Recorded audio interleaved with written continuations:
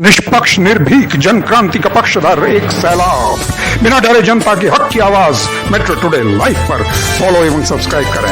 हम हैं आपकी असली आवाज मेट्रो टुडे लाइव। नमस्कार, मैं हूं सुशील शंकर। आप मेरे साथ देख रहे हैं metro today live. Metro today live में आज हमारे साथ जो आए हुए हैं वो हैं मिस्टर कल्याण जी, कांग्रेस के स्पोक्स पर्सन हैं और जयपुर से मंडल अध्यक्ष भी हैं कल्याण जी। और दूसरे हमारे साथ आए हुए हैं हमारे को एंकर मिस्टर शांतनु बैनर्जी। शांतनु बैनर्जी जी मेट्रो टुडे लाइव के को एंकर हैं।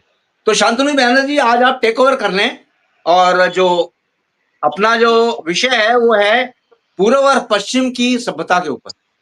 Please Shantanu Banerjee, take over. Thank you Sushil ji. जी, आज जैसा हमारे पास जो विषय है वो पूरब और पश्चिम की सभ्यता, इसमें उन्नत कौन, ये हमारे लिए एक डिबेट का एक विषय हमेशा ही रहा है। कोई बोलता है कि पूरब ज्यादा उन्नत है, कोई बोलता है पश्चिम ज्यादा उन्नत है। आज जो हम हिंदू सभ्यता की बात करते हैं उसमें हम ये बोलते हैं कि जो पूरब है वो निश्चित रूप से पश्चिम के ऊपर हावी है। तो कल्याण जी, मैं आपसे ये पूछना चाहूंगा कि आपका क्या मंतव्य है इसके बारे में कि पूरब और पश्चिम में आप क्या तो अंतर समझते हैं, और क्या इनमें, दोनों जानी बात है, दोनों अलग अलग सभ्यताएं हैं, दोनों अलग अलग मुल्क हैं, तो इनमें क्या विशेषताएं हैं, दोनों की विशेषताएं क्या हैं, दोनों में अंतर क्या है, और आप किसको अपनी नजर में आप ज्यादा बेहतर मानते हैं? नमस्कार। पहले तो सबको प्रणाम करें। मैं पहली बात तो ये बता दूं आपको कि पश्चिमी लोगों की कोई सभ्यता नहीं है, वो उनका कोई इतिहास नहीं है, नहीं उनका कुछ लेना देना है। और हमारा जो पूरब कल्चर जिसे कहते हैं, सनातनी कल्चर जो है वो सबसे पुराना है। क्योंकि सनातन कल्चर एक ऐसा कल्चर है जिसने पूरे विश्व को रहना, खाना, पीना और रिलेशन निभाना सिखाया है। तो हमारे कल्चर के बारे में तो आप ये मान के चलिए कि पूरे विश्व को सिखाने वाला है। जबकि वेस्टर्न कल्चर जिसे हम कहते हैं, पश्चिमी कल्चर, वो इस तरह का है कि जैसे घुमंत जो होते हैं, घूमने फिरने वाले आदमी होते हैं, उनका कोई कल्चर नहीं है। सिर्फ फर्क यही है कि उन लोगों ने जहाँ जिस जगह वो घूमने गए, जो जगह देखी उन्होंने एक डायरी मेंटेन करी, डायरी को एक इतिहास बना दिया। तो जो इतिहास को जो पढ़ता है वही उसके बारे में बात करता है कि जैसे कि साहब यहाँ पर यह है, यहाँ पर यह है, ये इस तरह के लोग आए, इन्होंने ये किया, वो किया, इस तरह की है। जबकि हमारा जो कल्चर है, हमारा सनातनी कल्चर है या पूरब का कल्चर है, उस कल्चर के अवशेष आज भी जमीन में दबे पड़े हैं। हमारे पुराने ग्रंथों को डिस्ट्रॉय कर दिया गया है। जो कहीं पे निकलते हैं तो वो बताते हैं कि कोई 2000 साल पुराना है, कोई 5000 साल पुराना है, कोई 3000 साल पुराना है। आज मोहनजोदड़ो, हड़प्पा जैसी कॉलोनियां निकल रही है और उनका जो सारा का सारा जी सिस्टम जो निकल रहा है, वो एक ऐसा सिस्टम निकल रहा है जिसको देखकर पूरा वर्ल्ड जो है दांतों को ले दबाता है। और वो ये कहता है कि वो जो लोग थे वो बहुत ही शिक्षित, बहुत ही ज्यादा वैज्ञानिक और बहुत ही ज्यादा पारिवारिक थे, क्योंकि उनमें रहने की, खाने की, पीने की और रिलेशन निभाने की बहुत सारी इम्यूनिटी जो है या बहुत सारी मानवता की चीजें उनके देखने में मिली है। उनका जो रहने का और जो बनाने का मकान जो वास्तुशिल्प जिसे बोलते हैं, वास्तु के थ्रू आज भी मकान बने हुए हैं, बड़ी चौड़ी रोडें बनी हुई है और सिस्टमेटिक ढंग से बना हुआ है। जबकि वेस्टर्न कल्चर जो है ये ज्यादा पुराना नहीं है। वेस्टर्न कल्चर एक ऐसा है जो घूमने फिरने वाले लोगों का जो कल्चर होता है, तो जिसने जो पहन लिया, जिसने जो खा लिया, जिसने जैसा बोल दिया, जिसने जैसी एक्टिविटी कर ली, वो वेस्टर्न कल्चर है। जी जी ठीक है कल्याण जी, ठीक है कल्याण जी, आपको मैं दोबारा टाइम दूंगा। हमारे साथ दो प्रवक्ता और जुड़ चुके हैं, मैं उनको इंट्रोड्यूस करा दूं। एक हमारे साथ जुड़े हुए हैं एटीवी के चैनल है डॉक्टर केशव पंडित। डॉक्टर केशव पंडित जी सीईओ हैं एटीवी चैनल के। डॉक्टर केशव पंडित एक सीनियर पत्रकार भी हैं।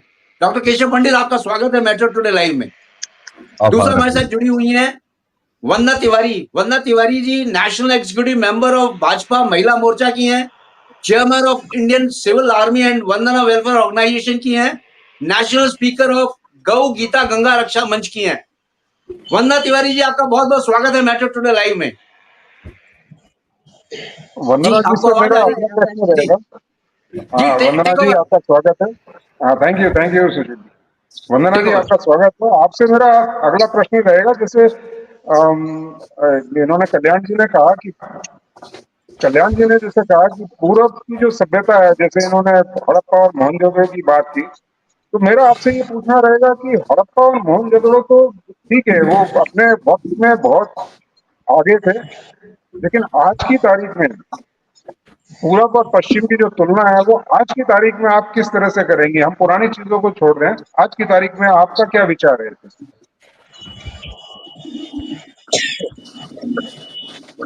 डेवलपमेंट के लिए अगर मैं देखूं तो मुझे लगता है कि हमें पश्चिमी सभ्यता को उस हद तक अपनाना चाहिए जिससे हमारी संस्कृति, हमारी सभ्यता को धूमिलता ना हो। कहने का अर्थ ये है सर कि आगे बढ़ना ही जीवन होता है, जीवन का नाम आगे बढ़ना। तो आगे बढ़ने के लिए, प्रयास करने के लिए या कुछ शिक्षा या कुछ ज्ञान अगर अर्जन करना है तो पश्चिमी सभ्यता से बहुत कुछ सीखा जा सकता है सर। वेल मेंटेन्ड है, वेल डेवलप्ड हैं वो लोग, उनसे सीखा जा सकता है, लेकिन अपनी सभ्यता और संस्कृति को ताक पर रखकर बिल्कुल नहीं। अब चूंकि हम मोहनजोदड़ो वाली सभ्यता में नहीं जा सकते सर, बहुत विकसित हो गया है, भारत की भी तुलना कोई अतुलनीय नहीं है, वो भी काफी विकासशील देशों में आता है। यहाँ भी हम अग्रसर हैं आगे की ओर, विकास की ओर बढ़ने में। तो ऐसे में हम बहुत पीछे नहीं जा सकते। इतिहास हमें कुछ संजो कर रखने की इजाजत तो देता है सर, पर हम इतिहास के उन पन्नों को अपने साथ अभी नहीं जोड़ सकते। हाँ, संस्कृति का ध्यान, सभ्यता का ध्यान, अपने संस्कारों का ध्यान, उसका मान हमेशा बनाए रखना चाहिए, क्योंकि भारतीयता का यही मूल है सर। और भारत के सिवाय किसी देश में सभ्यता नाम की कोई चीज तो है ही नहीं सर। उसे एटिकेट कहते हैं अंग्रेजी में, जो वो बैठने का, उठने का पोर्शन बना करके कितनी स्माइलिंग फेस होनी चाहिए, ये सर रोबोटिक है। ये हमारी सभ्यता इजाजत नहीं देती। हमें खुल के हंसने की भी इजाजत है, हमें खुल के रोने की भी इजाजत है। उनके यहाँ आप किसी के सामने रो नहीं सकते। ये जो चीज है ना, ये रोबोटिक है, इसे हमें नहीं ग्रहण करना है। हमें अपने भारत में रहकर भारत के मूल भाव को समझकर विकास के लिए अगर हमें उनसे कुछ लेना पड़े, जैसे अध्ययन में, अध्यापन में, जानकारी में, हम जरूर ले सकते हैं। बाकी पश्चिमी सभ्यता का आवरण ओढ़ करके जो दकियानूसी विचार लाए जा रहे हैं, जो पारिवारिक हिस्से को तोड़ा जा रहा है, एकल फैमिली पर जोर दिया जा रहा है, इससे हमारे संस्कारों का ह्रास हो रहा है, खत्म हो रहे हैं हमारे परिवार। अकेले पढ़ करके ही ये जो सामाजिक कुरीतियां हैं सर, ये मुंह फाड़ के इसलिए आई हैं क्योंकि हम अकेले पड़ जाते हैं सर। पहले जब एक साथ फैमिली में रहने का प्रावधान था, लोग आज भी ज्वाइंट फैमिली में, उसके कुछ मुद्दे हो सकते हैं, लेकिन उनकी संगठन की एकता से बहुत लोगों को बहुत कुछ करने का विचार त्यागना पड़ता था। मेरा कहने का अर्थ है सर कि अकेला चना भाड़ नहीं फोड़ सकता। पारिवारिक जो हमारे संस्कार हैं, हमारा मूल है, जो उसको रखकर ही हम पश्चिमी सभ्यता का कुछ अगर गुण अपनाएं, दुर्गुण नहीं, गुण अगर अपना सके तो हमारे भारत को और विकास में सहायता मिल सकेगी। धन्यवाद वंदना जी। केशव जी, डॉक्टर केशव जी, आपका स्वागत है। और आपसे इस चर्चा को आगे बढ़ाने के लिए मैं आपकी ओर मुखातिब हो रहा हूँ कि क्या ऐसा नहीं लगता है कि हम सिर्फ पूर्व की सभ्यता की अगर बात करते हैं कि पूर्व की सभ्यता इतनी अच्छी है और पश्चिम की सभ्यता उस मुकाबले में नहीं है, तो क्या हमको ये नहीं लगता है कि जो आज हम ये पैंट शर्ट पहनकर बैठे हुए हैं, आज हम टेबल पर खा रहे हैं, हम लोगों से जिस हिसाब से मिल रहे हैं, हमारा रहन सहन, उठना बैठना, हम क्यों नहीं वापस ये धोती कुर्ते पर आ जाते हैं, क्यों नहीं वापस पत्तल पर आ जाते हैं? तो ये चीजें कुछ ऐसी हैं जो हमारे को वक्त के साथ सीखनी पड़ेगी, वक्त के साथ हमको चलना पड़ेगा। जब तक ये नहीं होगा तो क्या हम वो धोती कुर्ता पहनकर आप ये समझते हैं कि ये जो बसों में और ट्रेनों में जो फास्ट मूविंग बसेज हैं, ट्रेन हैं, इसमें क्या हम अपनी इस जीवन पद्धति को अपना सकेंगे? पुरानी शैली के हिसाब से क्या आज चल सकेंगे? केशव जी जी, धन्यवाद। बहुत बहुत कि आपने इस विषय पर बात साथ में रखी। आवाज आ रही मेरी? बिल्कुल जी अब सवारी। जी हाँ। देखो, सबसे पहले तो हमें समझना पड़ेगा, भगवान श्री हरि विष्णु जी के जैसे बहुत सारे अवतार हुए, उनमें से भगवान राम का भी हुआ, और वो भगवान राम जो धनुष बाण के साथ में सुशोभित होते हैं, जिसके लिए भारतीय जनता पार्टी भी लगातार लड़ रही है, कांग्रेस भी आजकल लड़ने लग गई है, पूरा देश जो है लड़ रहा है उनके लिए। लेकिन वही भगवान राम जो है जब त्रेता में आते हैं, लेकिन जब द्वापर में आते हैं तो भगवान कृष्ण बन करके आते हैं। आप सोचिए कि दोनों को अगर उलट करके देख लीजिए कि अगर भगवान राम कृष्ण की जगह आए होते तो क्या हुआ होता? क्या युद्ध कभी एक जीत पाते? एक भी युद्ध नहीं जीतते। वो तो कहते हैं मैं तो बिना धर्म के आगे बढ़ूंगा ही नहीं, इसमें तो धर्म ही नहीं है, इसमें तो मर्यादा उल्लंघित हो रही है, इसमें तो ये मर्यादा नहीं है, उसमें वो मर्यादा नहीं है। तो जो कृष्ण का कैरेक्टर है वो कृष्ण की जगह फिट बैठता है, जहां राम है वहां राम है। परिवर्तन संसार का नियम है। वसुधैव कुटुंबकम की बात अगर हमारे पूर्वजों ने कही होगी, वो कुछ ना कुछ सोच समझ के रखी होगी, बस हमें समझने की आवश्यकता है। वसुधैव कुटुंबकम मतलब पूरी धरा हमारा परिवार है। जब पूरी धरा हमारा परिवार है तो पूरे संसार में जो अच्छी अच्छी चीजें हैं जिन्हें हमें समझ में आता है वो भी हमारे परिवार का हिस्सा है। हमें भाषा से लोग जो अलग कर रहे हैं, हमें भाषा से अलग नहीं होना चाहिए। हमें कपड़ों से अलग कर रहे हैं, हमें कपड़ों से भी अलग नहीं होना चाहिए।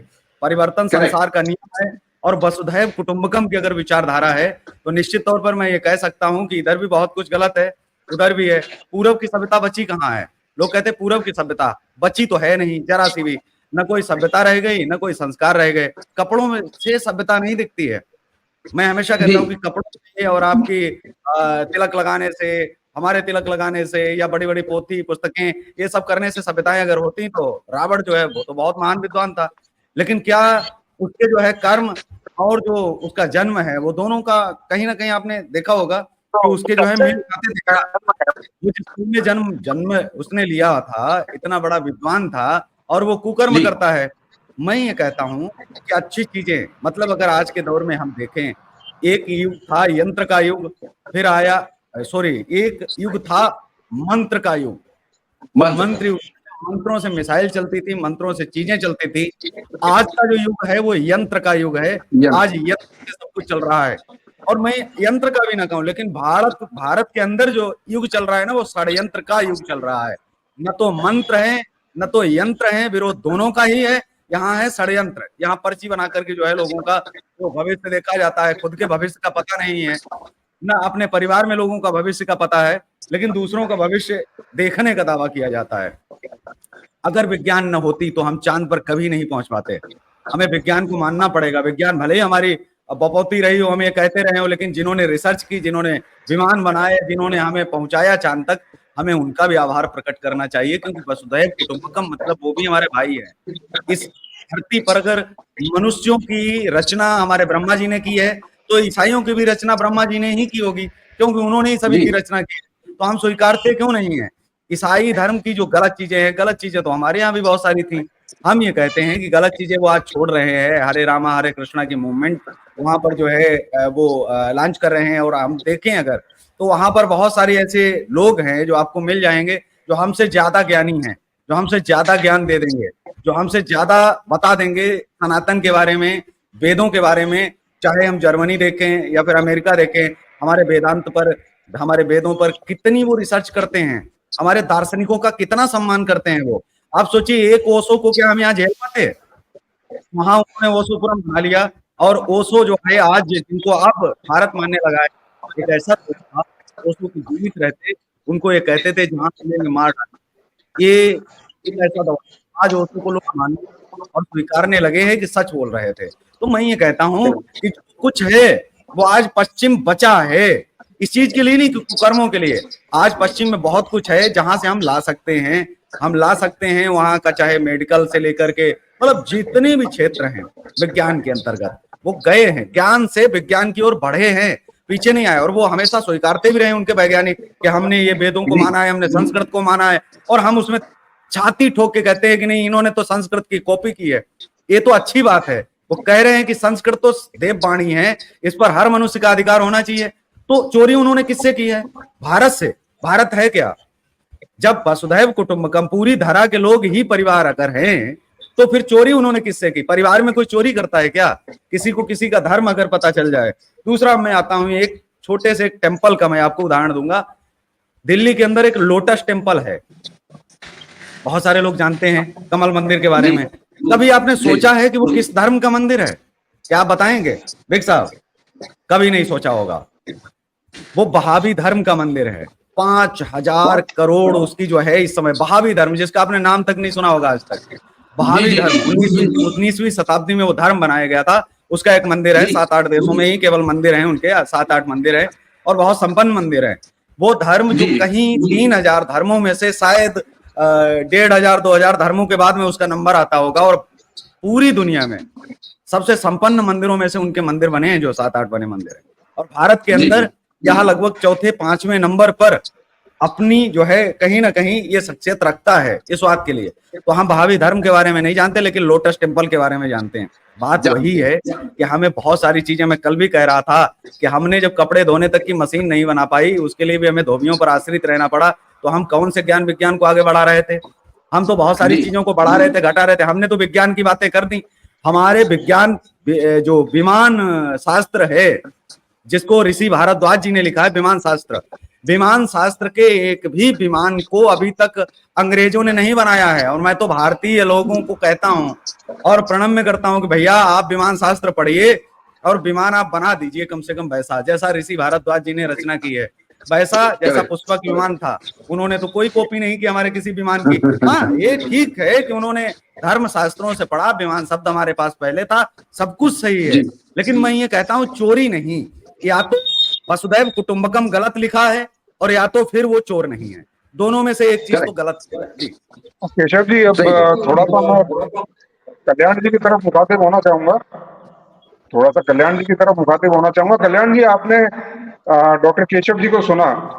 मेरा ये मानना है कि कहीं ऐसा तो नहीं कि जो सभ्यता है या जो संस्कृति है या जो इंसान का जो रवैया है, वो एक अति से दूसरी अति की तरफ जाता है। जिस तरह से घड़ी का पेंडुलम होता है, वो एक अति से दूसरी अति की तरफ, एक सिरे से दूसरे सिरे की तरफ जाता है, उस तरह से कहीं हमारी मानसिकता या जो मनुष्य की मानसिकता है वो ऐसा तो नहीं। आप देखिए कि पश्चिम की जो सभ्यता है वो यांत्रिक सभ्यता है।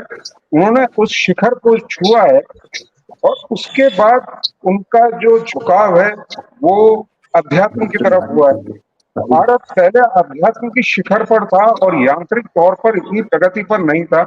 अध्यात्म को छूने के बाद अब भारत धीरे धीरे यांत्रिक की तरफ बढ़ रहा है, यानी पूर्व पश्चिम की तरफ और पश्चिम पूर्व की तरफ आ रहा है।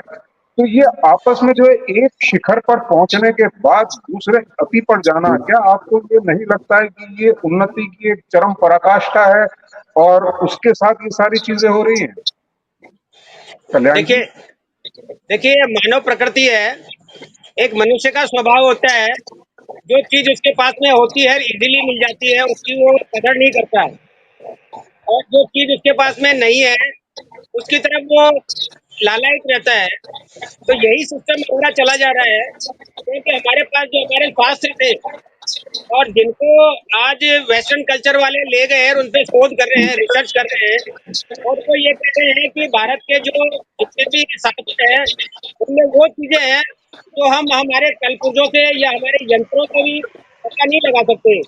जैसा कि ग्रहण होता है, हमारे पंचांग तो हमारे ज्योतिष ग्रहण के बारे में सालों पहले बता देती है कि इस तारीख को इतने बजे के इतने मिनट में ग्रहण होगा, चंद्र ग्रहण होगा या सूर्य ग्रहण होगा।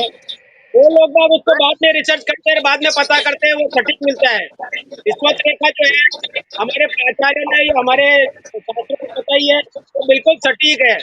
इसलिए इसमें कोई दोहराई नहीं कि हमारा धर्म या हमारा जो वैज्ञानिक कल्चर था या हमारा सनातन धर्म था, बरसों पुराना था और बहुत आगे था। मगर एक आदमी का जैसे नेचर होता है, तो डॉक्टर साहब ने कहा कि वेस्टर्न कल्चर वाले उस चीज को एडोप्ट कर रहे हैं, उस चीज को सीख रहे हैं, उसमें से तथ्य निकाल रहे हैं, तो उस तथ्य को जानकर वो उसको एडोप्ट कर रहे हैं, और हम लोग बात जो उनके पास में था वो हम एडोप्ट कर रहे हैं। मैं आपकी इस बात से सहमत हूँ कि जो वेस्टर्न कल्चर था वो पूर्वी कल्चर एडोप्ट कर रहा है, पूर्वी कल्चर जो है वेस्टर्न कल्चर एडोप्ट कर रहा है। अब विदेशों में हमारे बहुत सारे हरे रामा हरे कृष्णा के मंदिर बने, ऐसे ऐसे मंदिर बने हैं जो हमारे इंडिया में नहीं है। इवन आप देखिए कि दुबई में भी एक अभी रिसेंटली मंदिर बना है, बहुत बड़ा मंदिर बना है, ऐसा मंदिर बना है भगवान का जो देखने लायक है। तो ये धीरे धीरे करके एक आदमी की लाइफ होती है, कल्चर होता है, हमारे पास में बहुत कुछ है, अगर हम फिर भी उसको एडप्ट कर रहे हैं, मोमबत्ती जलाकर कैंडल जलाकर अपना बर्थडे मना रहे हैं। हमारे शास्त्रों में यह है कि आदमी का 1 साल कम हो जाता है तो उसको भगवान का स्मरण करना चाहिए, आगे प्रोग्रेस के लिए कुछ करना चाहिए।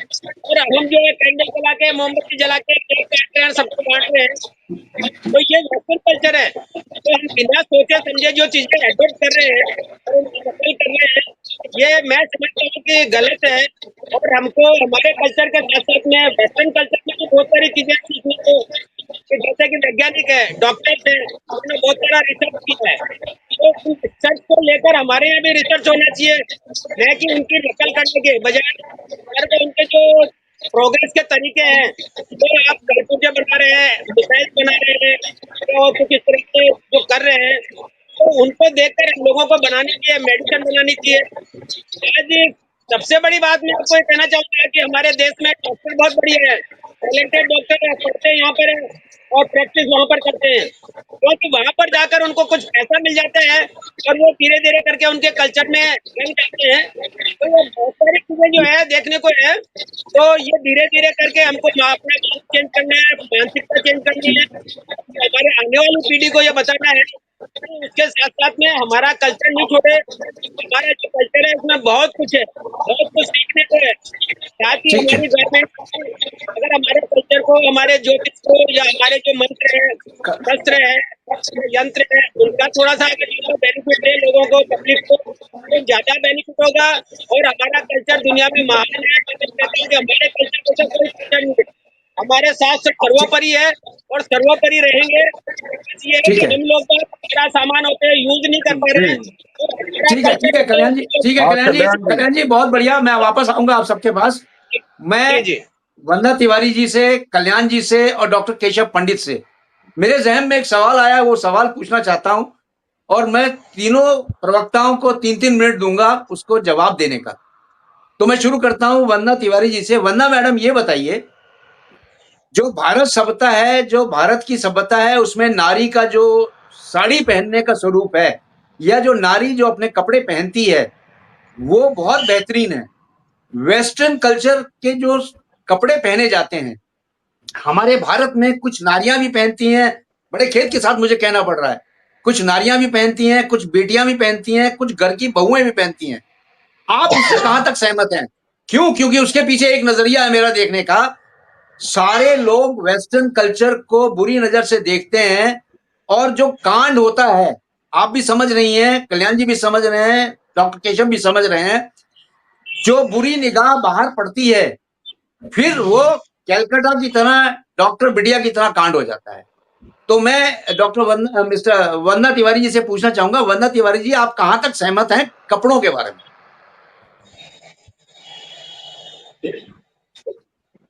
सर, मैं पहले भी आपके डिबेट में बहुत क्लियर कह चुकी हूँ कि कपड़ों से किसी को आप टटोल नहीं सकते। कपड़े जी बहुत सारी चीजें, जैसे कपड़े आपने वेस्टर्न बोले हैं, तो अगर जी साड़ी देखा जाए, सर मेरी निगाह में, मैं भी वेस्टर्न कपड़े पहनती हूँ, मैं आपके सामने अभी भी जी शायद उसी कपड़ों में होंगी, लेकिन जी पूरे जी जी कपड़े, आधे अधूरे कपड़े, इनमें फर्क होता है सर। पूरे जी कपड़े, आधे अधूरे कपड़े, इनमें फर्क होता है सर। नो डाउट हमारे ठीक है भारत में साड़ी एक मर्यादित ड्रेस है, लेकिन क्या जी मैं आपसे पूछ रही हूँ सर कि आज जी भी जो नारियां साड़ी पहन रही हैं, वो साड़ियों जी के पद में शोभा दे रहा है सर? वो क्या गरिमा बचा के पहन रही हैं? जिसके, अब मैं इसको आकलन कैसे करूं, आप ही बताइए स्पष्ट। जब उनकी साड़ी यानी हमारा परिधान, हमारा गर्व भी पूरा नहीं रहता सर, पूरे कपड़े नहीं रहते, तो उस साड़ी की भी गरिमा खत्म होती है सर। और वेस्टर्न कपड़े अगर पूरे हैं तो उसकी गरिमा बनी रहती है। कहने का अर्थ ये है सर कि ये जो दोष हुआ, ये मानसिकता का दोष है सर। ऐसे जो इस मानसिकता के लोग हैं, इन्हें 1 वर्ष की बच्ची में, 2.5 वर्ष की बच्ची में, 5 वर्ष की बच्ची में क्या नजर आ जाता है सर? क्या 5 वर्ष की बच्ची या 1 वर्ष की बच्ची को हम साड़ी पहना करके लपेट के रखें सर? मैंने पहले भी कहा, जेल में भर्ती कर दें, कहाँ रखें सर, या जमीन में गाड़ दें? कहने का अर्थ है कि ये दूषित मानसिकता को कपड़ों से तुलना नहीं करिए, और ना ही कपड़े जो आप कह रहे हैं, आधे अधूरे कपड़े और पूरे कपड़े में बहुत बड़ा फर्क होता है। भारतीय महिलाएं जो साड़ी पहनती हैं उसे भी अपने परिधान का, अपनी शोभा का, अपने उत्तमता का ज्ञान होना चाहिए सर। अब आधे कटे पिटे ब्लाउज और ये सब जो होते हैं सर, जो अंग प्रदर्शन करने की जो व्यवस्था चल पड़ी है, मैं इसे परिधान नहीं मानती।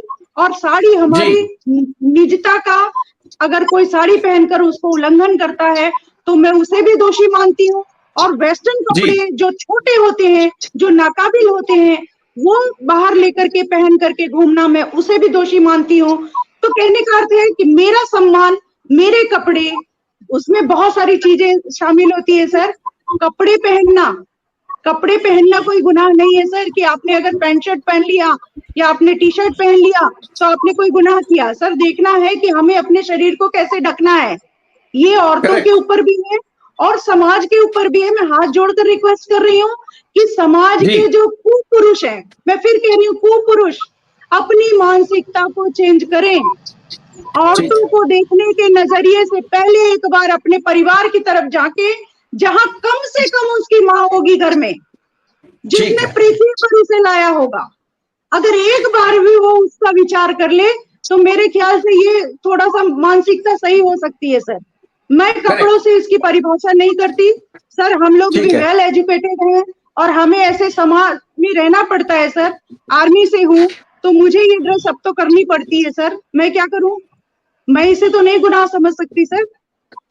वंदना जी, आपकी सारी बातों से मैं सहमत हूं। मुझे एक बताइए बात, जो वेस्टर्न कल्चर इस समय आया हुआ है इंडिया में, आप देखिए शादी ब्याह में भी एक कल्चर आ गया है लेडीज की तरफ से। लेडीज भी करती हैं शैंपेन पार्टी, गेट टुगेदर होता है, उसमें जैसे मेहंदी की रस्म होती है और भी कई रस्में होती हैं, उसमें एक शैंपेन की पार्टी भी होती है। क्या इसको आप उचित समझती हैं क्या? बिल्कुल नहीं सर, किसी भी चीज की अति बहुत बड़ा दुर्गुण है, समाज के विकास के लिए सबसे बड़ा खतरा है सर। मैं एक ऐसे परिवार से हूँ जिसे लिक्विड अगर मैं जिस भी तरह का चाहूँ मुझे हर समय प्रोवाइड होगा, लेकिन हमने कभी स्पून से भी उसको चखने की जरूरत नहीं समझी। हमारे घर ने ऐसा कल्चर, ऐसा माहौल दिया, हमें ऐसे संस्कार मिले कि हमें जरूरत नहीं पड़ती कि हम वाइन को अडॉप्ट करें, सिगरेट को पिए या कोई, ये सर ये कोई प्रगति नहीं हुआ, ये प्रगति नहीं है। प्रगति है शादी ब्याह में वो कल्चर क्यों रखा जाता है? शादी ब्याह में वो क्यों रखा जाता है शैंपेन पार्टी? मेरी सोच से बाहर है सर। पहले के जमाने में सर नाचने वाले बुलाए जाते थे और आज के जमाने में घर के लोग नाच रहे हैं। पहले के जमाने में खुद स्त्रियां घर के खाने पकवान बनाती थी ब्याह शादी में, उसमें जो स्वाद होता था, आज बाहर के लोग आते हैं, स्त्रियां सवार करके नाचती हैं। सर मैं इसके बिल्कुल साथ नहीं हूँ, मैं सहमत नहीं हूँ इस कल्चर से, क्योंकि कहा जाता है सर कि हाथ से पकाया हुआ भोजन जो प्रेम से घर की महिलाएं बनाती है उसमें अमृत घुला रहता है सर।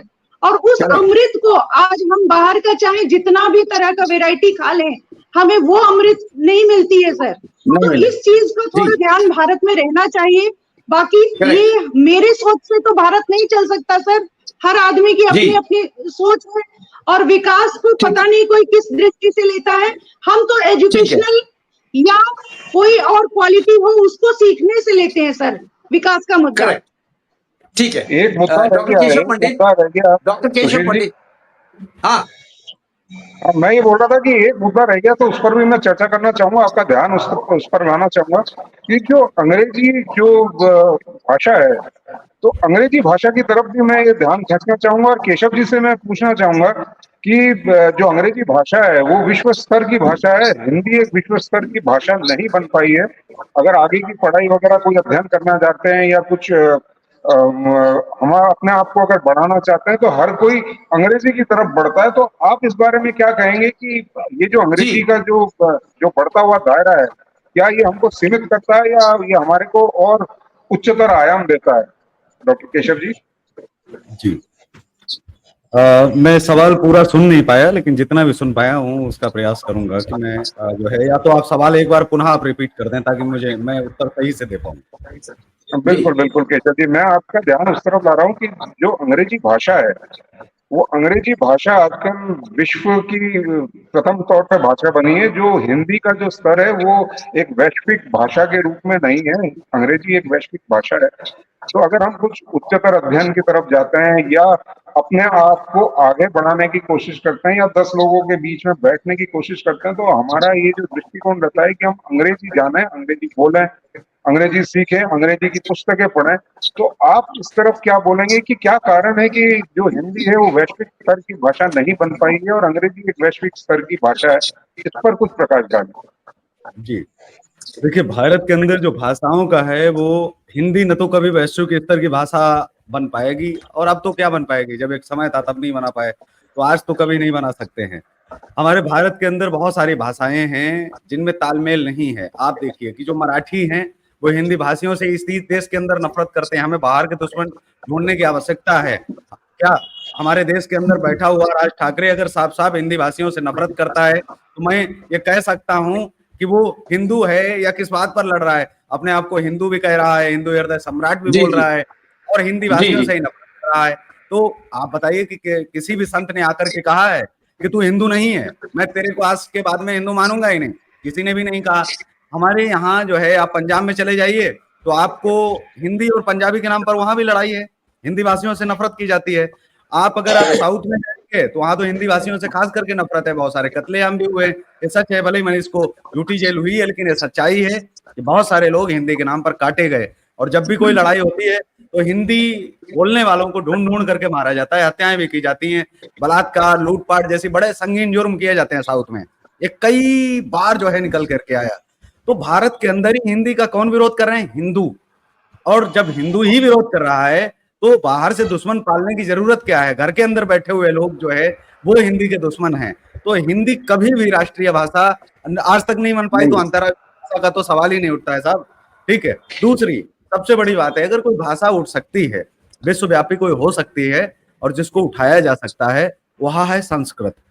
अगर उसको पढ़ने के लिए, पढ़ाने के लिए अगर हम लोग जो है हर जगह ध्यान दें इस पर, उसको भी कहीं ना कहीं एक स्किल की भाषा अगर बनाएं, लोगों को सिखाएं, तो संस्कृत एक ऐसी भाषा है जिसका कोई विरोध नहीं करता। न तो संस्कृत का मराठा विरोध कर सकता है, न तो संस्कृत का पंजाबी विरोध कर सकता है, न तो संस्कृत का साउथ विरोध करता है। संस्कृत का भारत के अंदर कोई विरोध नहीं करता है, और खास करके संस्कृत का पश्चिम में विरोध नहीं करता है। संस्कृत की चाहे आप मदर लैंग्वेज आप देख लीजिए या तमाम जो अध्ययन है वो संस्कृत के हैं। तो हिंदी एक सीमित भाषा है मेरे हिसाब से। संस्कृत एक ऐसी भाषा है, जैसे अभी 40 या 50 साल के पहले उर्दू बड़ी भाषा हुआ करती थी हमारे हिंदुस्तान की। उर्दू लिखने पढ़ने में उत्तर प्रदेश, मध्य प्रदेश, धीरे धीरे हिंदी ने अभी ये जगह पाई है 50-60 सालों में। नहीं तो जब तक अंग्रेजों का शासन था, और 47 से लेकर के 51 तक तो बहुत उर्दू का प्रभाव था हर क्षेत्र में। पूरे दिल्ली में तो उर्दू में ही सारी एफआईआर होती थी, जो लिखा पढ़ी होती थी वो सारे साक्ष्य चीजें सब उर्दू में ही आपको मौजूद मिलेगा। लेकिन आज देखिए दिल्ली में पूरी हिंदी हो गई है, तो उत्तर प्रदेश में भी हिंदी हो गई है। अगर आप बहुत सारे क्षेत्रों में जाएंगे तो अब हिंदी ने विस्तार किया है। लेकिन किसी भी भाषा को बनने बिगड़ने में कम से कम 100 साल तो लगते ही है। तो संस्कृत को अगर हम बढ़ावा दें तो आने वाले समय में शायद पूरे विश्व की एक भाषा हो सकती है। संस्कृत से लोगों को जोड़ा जा सकता है, और अंग्रेजी से सरल है एक तो ये भाषा, पूरे दुनिया में सबसे सरल भाषा है। अगर इसको पढ़ाने वाले और बताने वाले, समझने वाले लोग अगर आएंगे और समझाएंगे तो ये भाषा बन सकती है, अगर इस पर काम किया जाए तो। जी जी करेक्ट। अब चलते चलते आखिरी में मैं कल्याण जी से भी एक इसी भाषा के मुद्दे पर मैं बात करूंगा कि आपने डॉक्टर केशव जी को सुना, तो डॉक्टर केशव जी का ये मंतव्य है कि संस्कृत को अगर हम एक सर्वगामी रूप से एक भाषा बनाए तो वो निश्चित रूप से अच्छा रहेगा। लेकिन मैं अंतर्राष्ट्रीय रूप में ये बोलता हूँ कि क्या विज्ञान की पुस्तकें, क्या मेडिकल साइंस की पुस्तकें, क्या इंजीनियरिंग की पुस्तकें, ये सब संस्कृत में हो पाएंगी? आप क्या बोलना चाहेंगे कल्याण जी? और उसके बाद मैं आगे इसको फॉरवर्ड कर दूंगा सुशील जी के पास कि शायद वक्त समाप्त हो, तो आप थोड़ा सा जल्दी में कुछ बता दें। वक्त हो गया, जल्दी करें कल्याण जी, जल्दी बताएं। देखिए, मैं डॉक्टर साहब की बात से बिल्कुल सहमत हूँ कि भाषा अपनी क्या है कि प्रोग्रेस में कोई मायने नहीं करती। भाषा, संस्कृत की भाषा जो है हमारी पुरातन भाषा है, और संस्कृत की भाषा पे कहीं विरोधाभास नहीं है। जबकि हिंदी जो है ना, कहीं पे भी किसी भी स्टेट में चले जाओ, वो अपनी पर्सनल लैंग्वेज, लोकल लैंग्वेज बोलते हैं, और लोकल जी अदर लैंग्वेज का उपयोग करते हैं। जैसा कि अभी डॉक्टर साहब ने कहा तो संस्कृत एक ऐसी भाषा है जिसके कुछ अंश या कुछ पुट आप जर्मन बोलेंगे, फ्रेंच बोलेंगे या अन्य डच लैंग्वेज बोलेंगे या पॉलिश लैंग्वेज बोलेंगे, पोलैंड वाली लैंग्वेज, तो उसमें संस्कृत के बहुत सारे वर्ड्स मिलेंगे आपको जो संस्कृत लैंग्वेज से बिल्कुल टच में है और प्रोनाउंसिएशन का वैसा ही है जैसे संस्कृत से रिलेटेड है। और रही बात इंग्लिश की, तो इंग्लिश एक ऐसी भाषा है जिसको पूरे वर्ल्ड में जाना जाता है और वर्ल्ड जो ना आजकल बहुत छोटा रह गया है क्योंकि जो पूरी दुनिया थी वो इलेक्ट्रॉनिक ने बहुत छोटा कर दिया है। इसलिए इंग्लिश ऐसी भाषा है कि आपका काम निकालना है या आपका काम करना है या आपका बिजनेस करना है तो इंग्लिश का जानना अति आवश्यक है। और इंडिया के बारे में तो मैं यही कहना चाहूंगा कि डॉक्टर साहब ने कहा, बिल्कुल सत्य कहा, संस्कृत ही एक ऐसी भाषा है जिसको पूरे भारत में आप लागू कर सकते हैं, पूरे भारत में सिखा सकते हैं। जैसे कि पांडिचेरी स्टेट है साउथ में, पांडिचेरी में आप जाइएगा तो वहां पर हर ठेले वाला भी संस्कृत बोलता है, जो सब्जी बेचने वाला है वो भी संस्कृत बोलता है। तो संस्कृत ऐसी भाषा है जिसको हम बहुत इजीली सीख सकते हैं और हमारी मातृभाषा संस्कृत हो सकती है। हिंदी को सीखने में और लगाने में बरसों लग जाएंगे, बाकी संस्कृत को जल्दी और सुगम तरीके से आप पूरे इंडिया में फैला सकते हैं, पूरे इंडिया में समझा सकते हैं। हमारे स्कूलों में, हमारे कॉलेजों में संस्कृत भाषा का एक अलग चैप्टर होता है, एक अलग से पाठ होता है, किताब होती है, तो उसके थ्रू हम संस्कृत को आगे बढ़ा सकते हैं और संस्कृत को बढ़ाना चाहिए। मेरा तो यही कहना है जी। आपसे। ठीक है। वंदना तिवारी जी, आप कुछ बोलना चाहती थी, शायद काउंटर करना चाहती थी, काउंटर करें आप। सर मैं थोड़ी सी, हाँ बिल्कुल, मैं काउंटर नहीं करूंगी।